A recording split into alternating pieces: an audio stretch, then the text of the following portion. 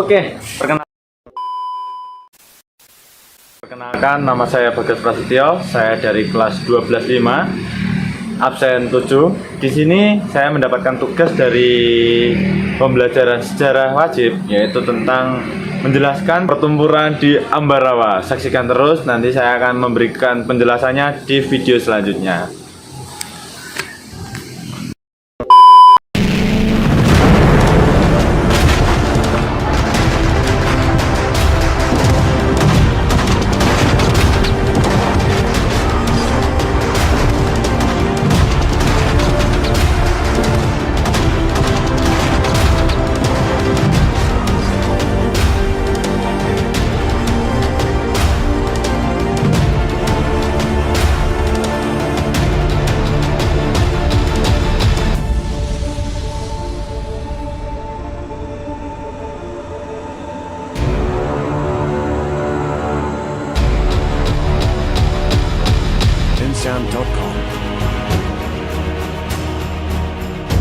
Perjuangan merebut dan mempertahankan kemerdekaan Indonesia yang diproklamirkan oleh Soekarno-Hatta pada tanggal 17 Agustus 1945 bukan sebuah akhir dari perjuangan bangsa Indonesia.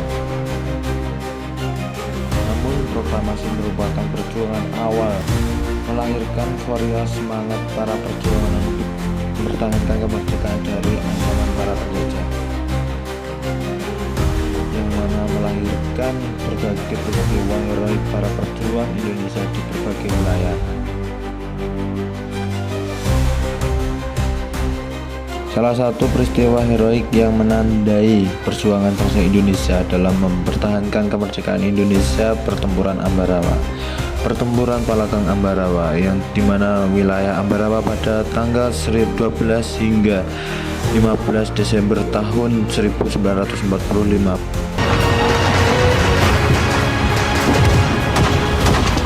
Pertempuran yang melibatkan tentara Nika, pasukan sekutu, dan para perjuangan sebagai serangan ini merupakan rangkaian sejarah peristiwa perjuangan kemerdekaan Indonesia.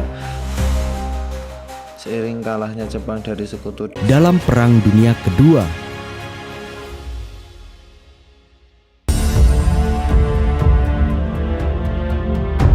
ini adalah Monumen Palagan Ambarawa yang terletak di Ambarawa, Semarang, Jawa Tengah. Monumen yang dibangun pada tahun 1973 ini merupakan sebuah simbol untuk mengenang peristiwa sejarah pertempuran Palagan Ambarawa pada tanggal 12 hingga 15 Desember tahun 1945. Selain itu, kita bisa menemukan peninggalan-peninggalan pemerintahan Jepang dan Belanda, seperti seragam para tentara Jepang dan Belanda, senjata perang, seragam tentara Indonesia, dan barang bersejarah lainnya. Monumen dengan tinggi lebih dari 5 meter dengan lambang Pancasila yang berlatar belakang bentuk segi 5 ini berdiri 3 patung tentara pejuang dengan memegang senjata yang berupa senapan dan bambu runcing. Gambaran singkat sejarah pertempuran juga bisa dilihat pada relief yang dibuat pada dinding Monumen Palagan Ambarawa. Di ukiran relief pada Monumen Palagan Ambarawa ini menggambarkan situasi pertempuran yang terjadi, yakni pertempuran antara para pejuang Indonesia yang dipimpin oleh Kolonel Sudirman melawan pasukan sekutu pimpinan Brigadir R.J. Battle dalam pertempuran Palagan Ambarawa.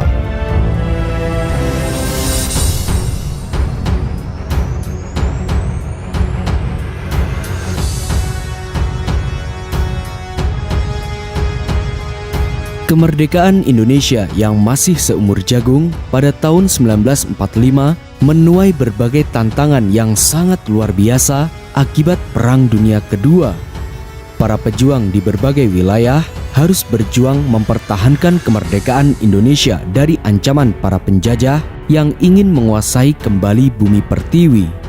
Pada tanggal 19 Oktober 1945 misalnya, pasukan sekutu yang disebut RAPWI atau Rehabilitation of Allied Prisoner of War and Internees di bawah pimpinan Brigadir R.J. Battle datang ke Ambarawa dengan alasan ingin merehabilitasi tawanan perang. Pasukan sekutu ini datang ke Ambarawa dengan membawa 1 kompi infanteri Yon 2 Kumon, 1 kompi Resimen India Anti-Tank, 1 kompi infanteri Yon 3 Gurkha Rifles, 2 kompi tank cadangan, serta 1 kompi tank Pavo sebagai senjata bantuan. Kedatangan pasukan sekutu di Ambarawa ini pada awalnya disambut baik oleh Gubernur Jawa Tengah Wongsonegoro karena beliau menganggap pasukan sekutu hanya ingin membebaskan tawanan perang di Jawa Tengah. Tidak lama kemudian, pada tanggal 21 Oktober 1945, Gubernur Wongsonegoro melakukan perundingan dengan pasukan sekutu. Hasilnya yakni pertama, tawanan Indonesia akan dibebaskan oleh Jepang. Kedua, tentara Jepang akan dilucuti oleh tentara sekutu. Dan yang ketiga, pihak sekutu tidak akan mencampuri kedaulatan dalam negeri. Di saat yang bersamaan dengan kedatangan pasukan sekutu di Ambarawa, para pejuang rakyat Semarang juga sedang mati-matian merebut senjata dari pasukan Jepang. Sebagaimana yang termaktub dalam The British Occupation of Indonesia, ketika rakyat Semarang merebut senjata dari tentara Jepang, terjadi pertempuran antara pejuang rakyat Semarang melawan pasukan Jepang dalam sebuah pertempuran yang dikenal dengan Pertempuran 5 Hari di Semarang. Namun, karena dianggap sebagai pembebas dari tentara Jepang dalam Pertempuran 5 Hari di Semarang, selain Gubernur Wongsonegoro, para pejuang juga menyambut baik kedatangan pasukan sekutu. Oleh karena itu, setelah mengambil alih lapangan udara di Semarang dan mendirikan markas, atas izin Gubernur Wongsonegoro, pasukan sekutu diperbolehkan bergerak ke daerah Magelang untuk membebaskan para tawanan interniran. Namun, dalam pelaksanaannya, banyak pelanggaran yang terjadi dan meresahkan masyarakat setempat. Kala itu, para tawanan Belanda yang dibebaskan banyak yang dipersenjatai dan mengenakan seragam militer lengkap, yang kemudian mereka menangkapi dan bahkan menyiksa para pejuang Republik.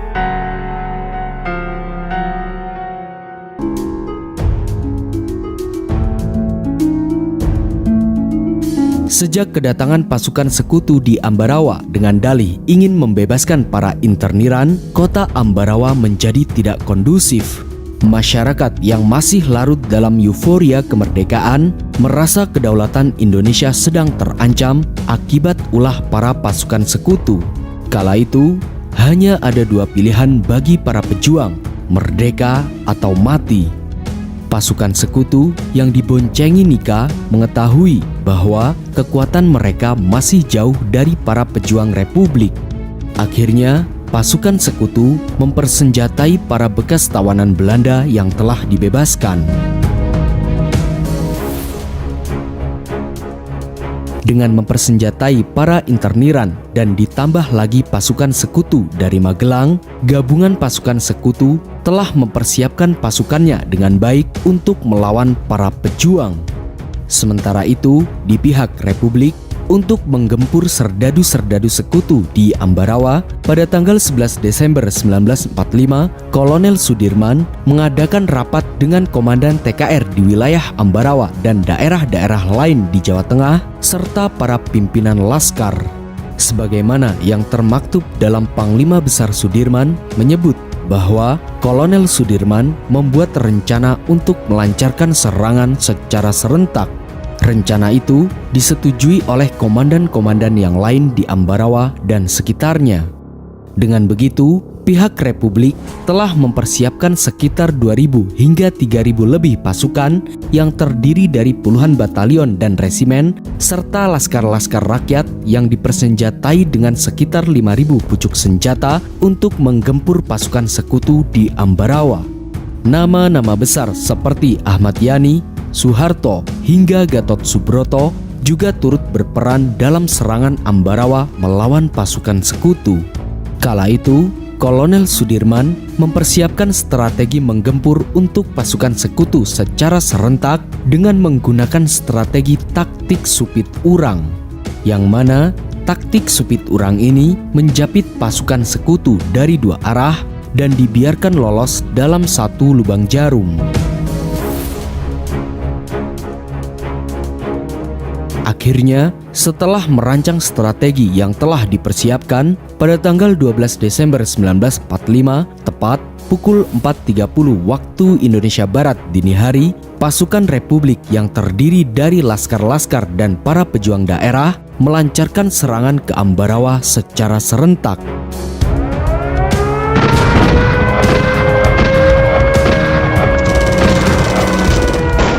Setelah melakukan tembakan mitraliur penanda pembuka serangan, pasukan Republik yang terletak di berbagai sektor di Ambarawa secara serentak maju untuk menyerang pasukan sekutu. Menurut Dinas Sejarah TNI Dalam Sudirman, prajurit TNI teladan, para pejuang Republik merayap-rayap mendekati pasukan sekutu sampai jarak 200 meter. Sementara itu, Letkol Isdiman yang gugur sebelum pertempuran Ambarawa, posisinya digantikan oleh Gatot Subroto yang memimpin masuk dari selatan kota Ambarawa. Dengan begitu, para pejuang Republik yang melancarkan serangan ala taktik Kolonel Sudirman ini membuat pasukan sekutu terjepit. Akhirnya, 1,5 jam kemudian setelah penyerbuan, Jalan Raya Semarang Ambarawa dapat dikuasai oleh kesatuan-kesatuan TKR. Meski pasukan TKR berhasil menguasai Jalan Raya Semarang Ambarawa, kontak senjata antara pasukan sekutu dan para pejuang tak terelakkan dan berlangsung terus-menerus selama 4 hari. Desing peluru dan gema ledakan serta asap mesiu terus-menerus mewarnai langit-langit Ambarawa sepanjang waktu. Semangat bertempur para pejuang Republik terus berkobar.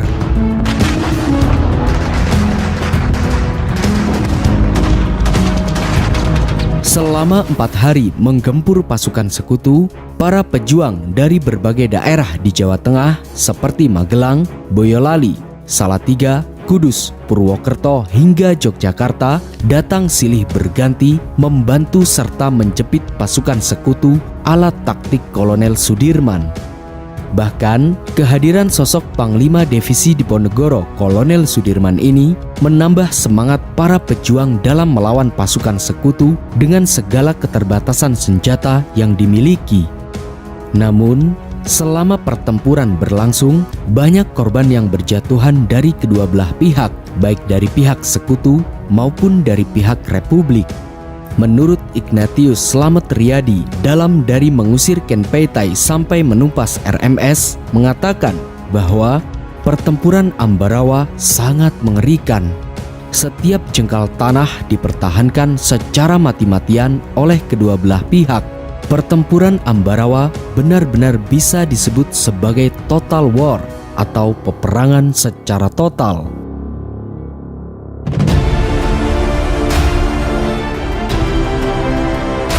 Setelah menggempur pasukan sekutu selama 4 hari, pada tanggal 15 Desember 1945, pertempuran yang terjadi di Benteng William menjadi tanda kemenangan pasukan Republik atas pasukan sekutu yang pada akhirnya membuat pasukan sekutu berangsur-angsur mulai meninggalkan Ambarawa. Sehingga sebanyak 60 truk pasukan sekutu meninggalkan kota Ambarawa. Selain itu, banyak korban yang terluka hingga meninggal dunia dari pihak sekutu. Bahkan, pasukan sekutu tidak sempat membawa jenazah rekan-rekan mereka.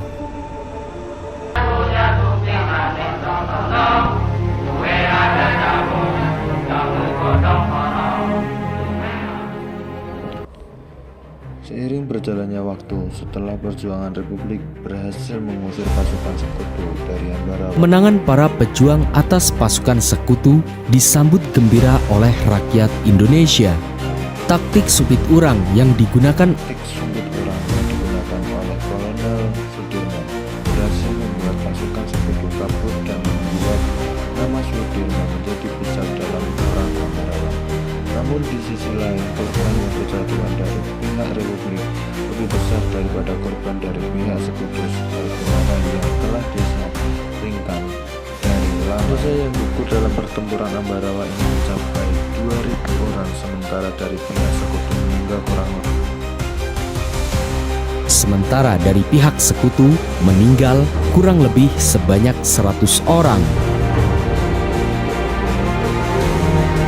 Untuk mengenang peristiwa heroik dalam mempertahankan kemerdekaan Indonesia dalam pertempuran Palakang Ambarawa ini, dibangunlah sebuah monumen Palakang Ambarawa yang dibangun pada tahun 1973 dan diresmikan oleh Presiden Soeharto pada tanggal 15 Desember 1974, bertepatan dengan tanggal kemenangan para pejuang Republik Indonesia. Desember 1974 bertepatan dengan tanggal kemenangan para pejuang Republik dalam pertempuran Palakang Ambarawa. Monumen yang terletak di Semarang ini merupakan sebuah bukti sejarah akan tangguhnya para pejuang dalam melawan pasukan sekutu. Tempat sejarah yang begitu panjang di balik bangunan Monumen Palagan Ambarawa, sehingga Monumen Palagan Ambarawa ini menjadi tempat untuk belajar dan mengenang sejarah sekaligus tempat untuk berwisata.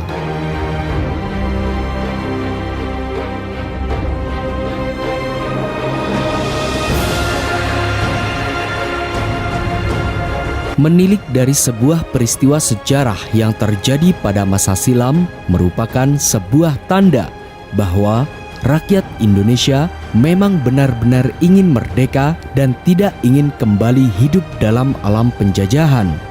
Dengan mengorbankan darah dan air mata, mereka rela berjuang demi negeri yang mereka cintai dan mereka banggakan.